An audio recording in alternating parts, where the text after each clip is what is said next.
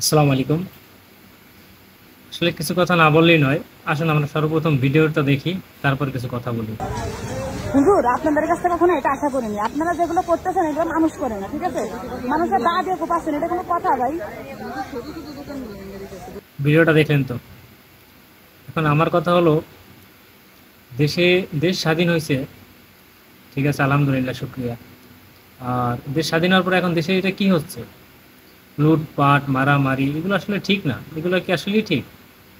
আজ আমরা যে মাজার পোড়াই দিচ্ছি, দেখেন একটা জিনিস, আমরা মাজার পোড়াই দিচ্ছি, তার মানে তো আমরা মাজার পোড়াই দিয়ে কি আমরা সব কিছু শেষ করে দেবো?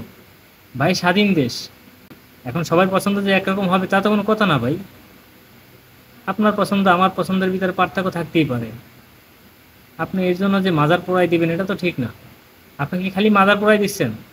মাজারে কি শুধু খারাপ কিছু থাকে, ভালো কিছু থাকে না? মাজারের ভিতরে কি মানুষ কোরআন শরীফ রাখে না? আপনি কোরআন শরীফ তো পোড়াই দিচ্ছেন মাজারের সাথে সাথে। তাহলে আপনি এটা কি করলেন? মুসলমান হিসাবে আপনি এটা কি করলেন বলেন? আপনি মাজার পোড়াই দিচ্ছেন মানে কি? আপনি কোরআন শরীফ তো সাথে সাথে পোড়াই দিচ্ছেন। আপনি আমাদের ধর্মগ্রন্থে আঘাত করতেছেন। তাহলে আপনি কোন ধরনের মুসলমান? এটা আসলেই মোটে ঠিক না। আমরা সর্বোচ্চ চেষ্টা করি ভালো কিছু হোক, আর আপনারা উচ্ছৃঙ্খল সৃষ্টি করতেছেন, এটা কি আসলে ঠিক? মোটেও ঠিক না। আসলে আমরা এখান থেকে বেরোয় আসি, ভালো কিছু করি। আমরা এই যে কয়দিন আগে দেখলাম মাদ্রাসা ছাত্ররা মন্দির পাহারা দিচ্ছে, এটা ভালো কিছু, এটাই তো চাই।